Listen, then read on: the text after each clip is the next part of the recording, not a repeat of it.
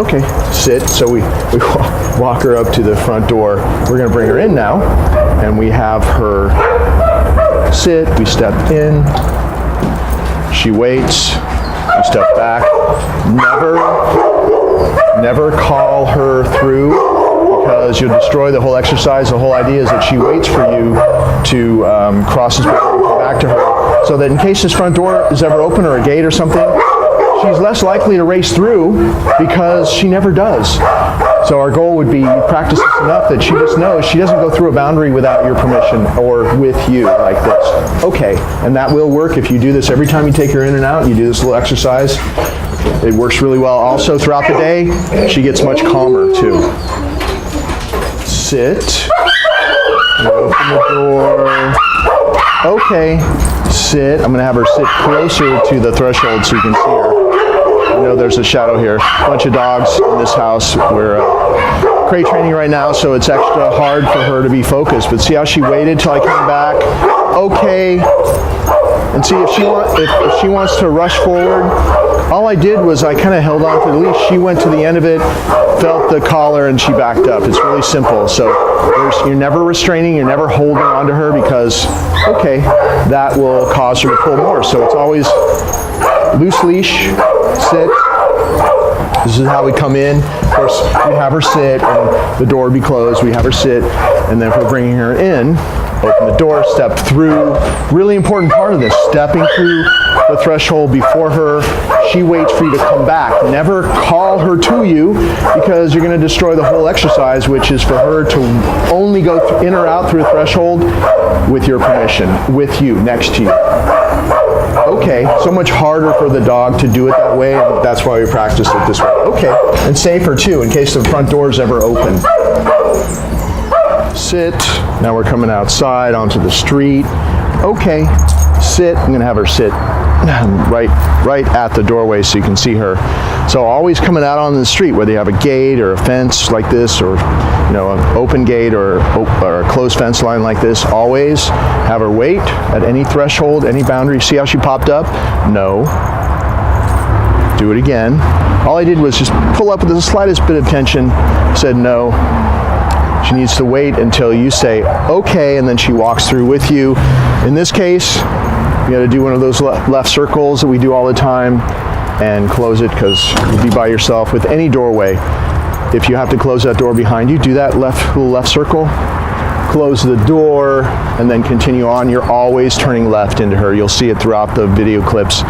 And instead of doing this and holding her, and that makes the dog want to pull anyway, you do this, keeps her right next to you. You can do whatever you want, and then you can go. If I'm going that way, I'm just going to do another turn to go the other direction.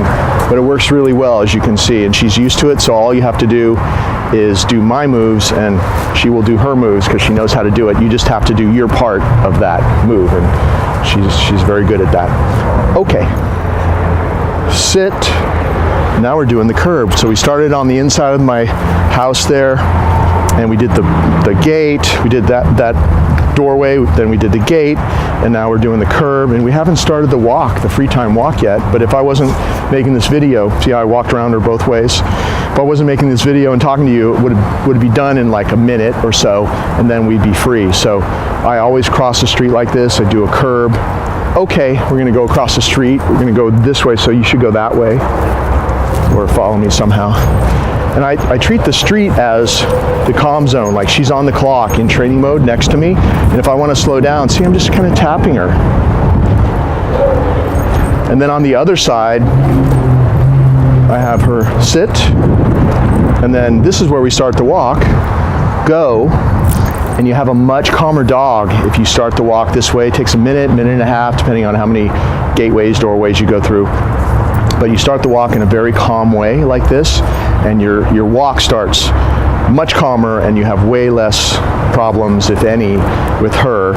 And it's just a great training routine. It's really fast, but it's very effective, because that's usually where the dog is their most excited. So if you practice with them being calm from the second you put on the leash on the inside of your door, out to the street and over a curb like I just did, and then release her, it's just a great way to practice and the best minute and a half of dog training you can do. And then when you go back, you do the same thing. You have to go through those boundaries anyway to go in and out on your walk. So why not turn it into a little training routine like that? It's very useful and keeps her calm.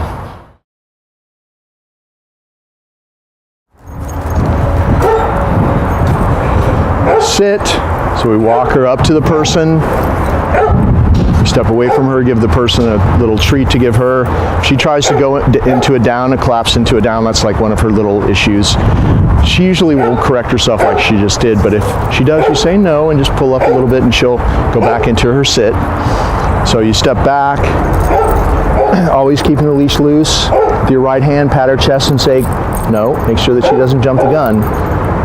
Go say hi, she gets the treat, she gets petted, come, you call her back to you, good. We do this every day, sit with all kinds of different people, so she's really good at it. She'll just come running back right away, which is, see that? No. And if I do this, she'll stand back up, so it's that problem of hers that she always used to do is all you have to do is just reinforce what she's supposed to do, which is to continue sitting. All I did was say no, I stepped into it, and she went back to where she was supposed to be. So that's going away. Loose leash, go say hi with my right hand, she gets a treat, come. So this exercise, I'll do it one more time, sit. This is the last time I'm going to send her over. I want to explain what we're doing. The reason we're doing this exercise is done because when you send the dog over to greet somebody officially like this, and the treat is down on ground level and the petting is, there's no reason for her to jump, so make sure that they always give her attention like that when she comes over, or else she will jump and then they'll push her down and say her name, or you will, and that perpetuates jumping. So we never want to see all that jumping come back that she used to do. Everything good happens down on that level, and so there's no reason for her to jump on you, and if she does, you say no and you back up. Thereafter, she's after your hands, and when you don't push her away and you don't correct her, you don't give her attention till she stops.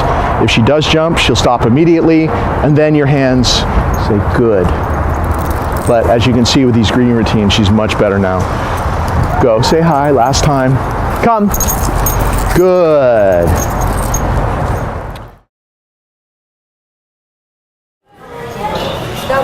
Sit. And when you do a sit, you can give her a reward, but always do it like this. Eye contact, good, straight down. Not the old-fashioned way, which is like this. You just don't get the same feel or the same attention from the dog as you do if you eye contact. She's looking up at you in the eyes. Good. As she takes the treat, it seems like a small thing, but it's very important and it's a much more focused delivery of the reward, which is really what it's all about. And you'll see it in other clips too. She's in a sit stay. She's got a really great sit stay in public because we practice so much. And obviously it took a lot to get her to this point, be this calm. Or they went to look at other things. But she is, as long as you handle her this way, and we pick the craziest place possible.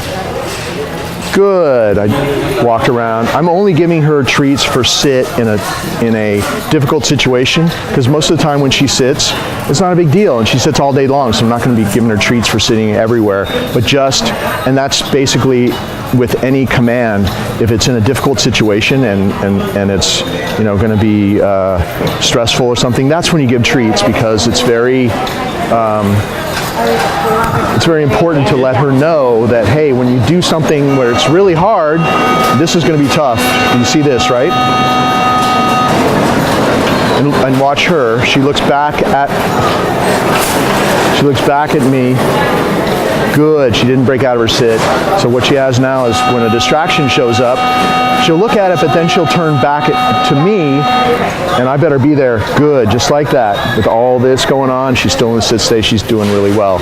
So if something's difficult, she knows, oh, if I really focus really carefully at a deep level, I'm going to get a reward for doing this. So that's why we give her treats in difficult situations still. But for the most part, for easy situations, no. We have phased them out at this point. the way that you release her is if you're gonna let her be free, you tap her chest and say, go, and she's free. And if you are going to have her walk with you, stay on the clock, it's okay, and she walks with you.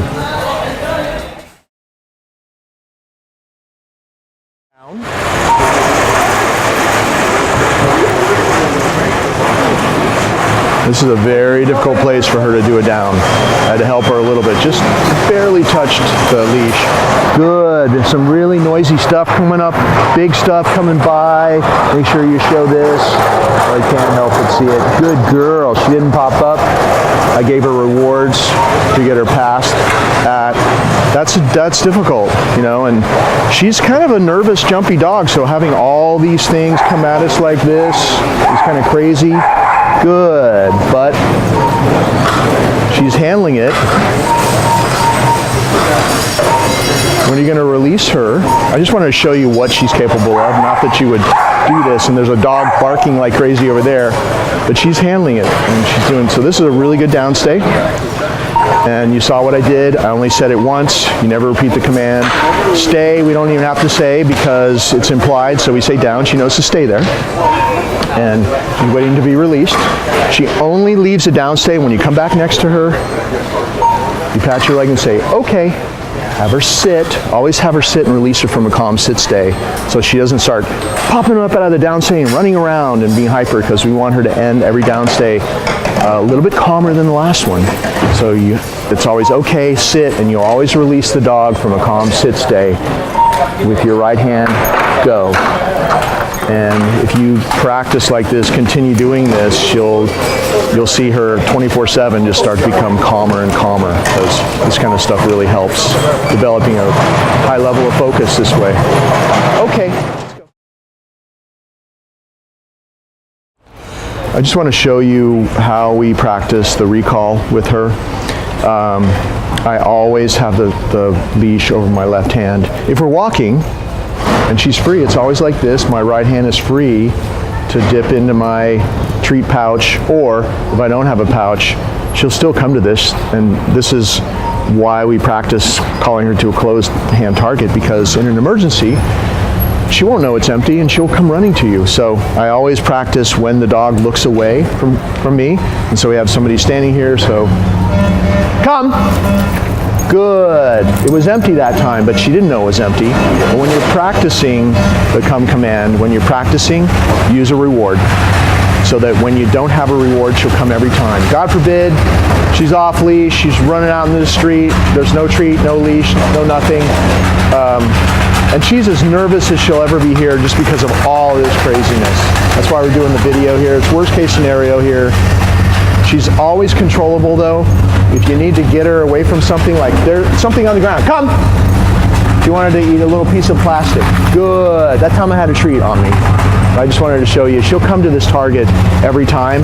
Don't overuse it though, so it always works in a crisis situation when you don't have a treat. And always follow those rules. Left hand leash, right hand reward. Always calling her away from something. Come, just like that. Good. Your left hand is free because the loop is over your wrist, so it's free. Your left hand grabs the leash, your right hand has the treat. So it's like this. Go. Come, just like this. Good. Okay, left hand grabs the leash, or if she's off leash, hooks under her collar so that you have her right hand, she gets a treat, and then you can pet her as well if you want. But you never want her to get used to the fact that you can come and grab the treat and run off because you didn't take the leash with your left hand, or you didn't hook your hand under the collar. Right now she's used to that, but if you stop doing that, she'll start learning she can grab the treat and run off again. So always make sure the left hand secures her. So when I practice, I always do it this way. And if you do it the same way every time, it becomes like second nature and really easy. It's always left hand leash, right hand reward. Come, we're backing away. See when I back away? Good. When I back away, she's drawn to me. When you're practicing, always practice somewhere where you can back away, because when you back away, it teaches them to rush to you. And when you don't back away, because of the way you practice, I'm gonna try to get her, and also she'll come. Good, when you don't back away, she'll still move back to you quickly because of the way you practice, because you always back away. When you're back to a wall or to a curb or something, you can't back away. She'll still run to you because of the way you practice. So when you practice, it's always, those rules are, call her away from something, never when she's staring at you like that, at least when she looks away, come, back away, good girl, and always do it that way. Never repeat the command, always practice on leash so that you have it off leash. If for some reason she didn't respond to that command, you never repeat a command, any of the commands. We're always practicing on leash, so it would just be a tap and she would come your way, and all she knows is she heard the command once, she ended up coming to you. So it's probably the hardest thing for people to do is to not talk, not repeat commands. You don't have to repeat a command, you have a leash on. If you practice this way, and the pattern is every time she hears a command, whether it's sit down or come, she ends up there because you can reinforce it with the leash. She'll be off leash at some point because all she knows is she hears it once and she ends up there and something good happens when she goes there. So that's why you never repeat the command and the training gets better. Sit. We always walk her up to the mat, have her sit. She has to wait for permission to go onto the mat. She's on your left, your right hand. Always, this leash is always loose. You're never restraining her. Pat her chest and say, go to your mat, walk her over and say down.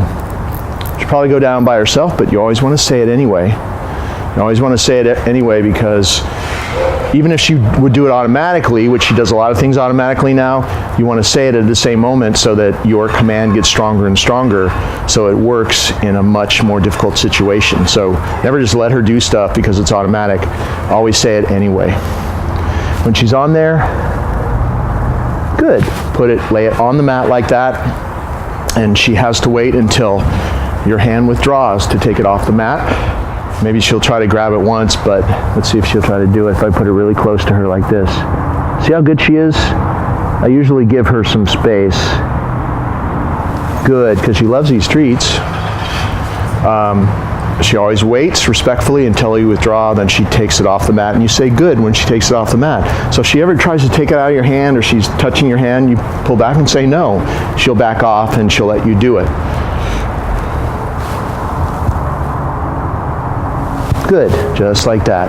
And we're in a fenced yard, so I'm gonna just try one more thing. Good. A lot of times you pull on the leash and the dog will come to you, and she knows that she only gets up when I release her. So no matter what I do, good. No matter where I go, she is not allowed to get up until I release her that very specific way. So I'm just gonna walk around for a little bit. I'm gonna go out, leave the yard. You're gonna show me going out the yard. And I'm gonna remind her what to keep doing because that might be difficult for her to be alone in the yard and in a downstay. So I'm gonna walk over here. I'm gonna say down. I'm sort of doing something that I think might make her make a mistake. So if she does make a mistake, I'll show you how to fix it. So I'm disappearing through the second gate here out on the yard. And I don't know if she got up or not because I can't see. I'm gonna go back in. She's still there. She has a really good downstay. So she gets a double reward because that's difficult. 2 pieces. You can see, no matter what you do, you always approach calmly. Good. See, I pause for a couple of seconds down there before I withdraw. She has to pause and focus and think as well. She's only going to be as calm as the person doing the training. So in this situation especially, you want to stay calm, reward her calmly. Everything you do is calm. If she breaks out of a downstay, which I don't think I can get her to do, but if she did, you stay calm, you say no, you step into her. Actually, let's just pretend she made a mistake so I can show you. So let's say you did something, it was really hard for her to do, and she lost focus and she popped up before you released her. Okay. Sit. Okay. Go. So I released her the real way. But let's say I walked out and she was standing up. No, she'll go lay back down. Okay, come here. And she was running around. Stay calm, you say no. Take the leash, you step into her. Okay. Put her back on the mat. And you probably won't even have to reinforce it, but if you have to, your left foot goes up and just does that. She'll just go back. So that's the way to reset her. Go back and do it again. If whatever you're doing is really hard for her and she keeps making a mistake, make it a little easier. don't walk so far away, or do only half of what you did before, or something, so she can have a success and then build up to what made her make the mistake the first time. Good. She is waiting for me to come back next to her. And even here, she thinks, okay, we're done, and I'm going to get up. So you can even practice making sure that she's not on automatic pilot. She's really thinking. She's really listening for the command. She's not just moving because your body's moving.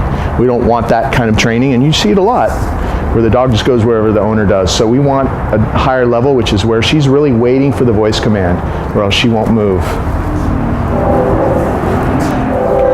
Okay. And then have her sit. And then with your right hand, pat her chest and say, go. And she's free. Okay.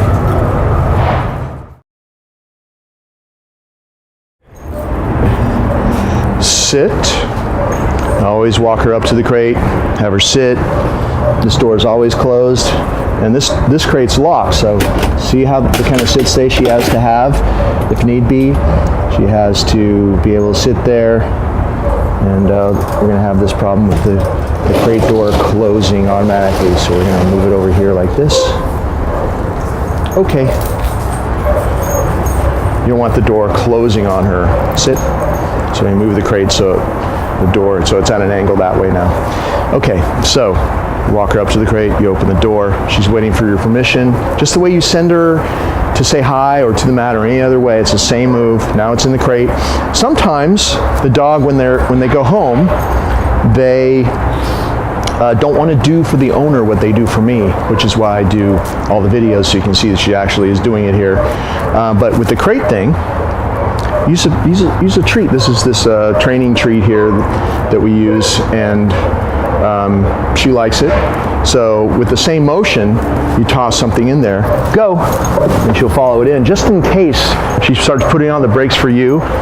Good. At first, when she comes back, that's a good way to kind of get over that hump, and then she'll do it without the treat. And she always waits to come out until you release her. And I do this exercise where I leave the door open. Good. And I give her a reward as long as she stays there. If she tries to come out, I say no. She goes back in, no treat. She waits. Good. And she waits to be released. Okay, she comes out. This time I'm going to have her sit and not toss the food in. Go. And she'll go in. That's what she does for us here. But I did the treat thing just so you would know what to do in case she, all of a sudden, now that I'm not there and she's not here, she's back with you, she decides she doesn't want to go in the crate just because she's trying to control you in some way, or trying to, test your resolve, because that happens sometimes. That's how you can get the ball rolling, and if you do that for a couple of days or a few days, you probably won't have a problem after that. So we got her in. I showed you the boundary thing. It's all about the boundary with the crate. If you don't control the boundary, which means closing the door at all times, you might as well just have her in a box with no doorway, or a dog house. This is all about controlling the boundary to her den. Dogs are naturally den animals, of course. Good. In her mind, good stuff happens in there. Every time she goes in, she gets a treat. So you saw on a normal time, because she's out like throughout the day, she goes in, she gets a treat while we reach in and unhook her collar and stuff. And you see how easy it is. You just do it with feel. I have 2 collars on her.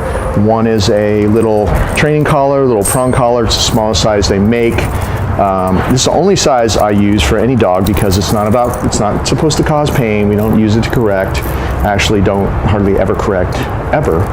But we use it because it closes with the same pressure all the way around. And you see throughout the videos, I'm just tapping. It's just about a little tap here or there, and slowing down using your body.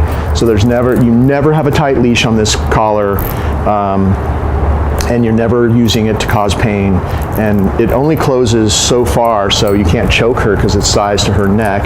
And you do that by either adding a link or taking out a link, depending on the size of the dog's neck. She's going to continue growing, so you're going to keep adding links so that it's just lightly touching all the way around. Not too tight and not loose, because if it's loose and you pull on the leash, it's going to stick the dog's neck. So it's just got to be lightly touching, and you do your little taps, and it's kind of effortless, and you see throughout the videos how we do it. So you have this, it's attached to the funny looking buckle, to the leash. The round spacer is just that, a spacer. You don't touch it, and you have to make sure it's not twisted. So you can let it hang like this, and then that's how you put it on her, and that's how it'll come off. The choke chain is only to be on her when, and I'm going to close the door here because usually she's used to the door being closed as soon as she goes in. We take off her collar. This is only for safety. This is the dangerous collar because there's no safety.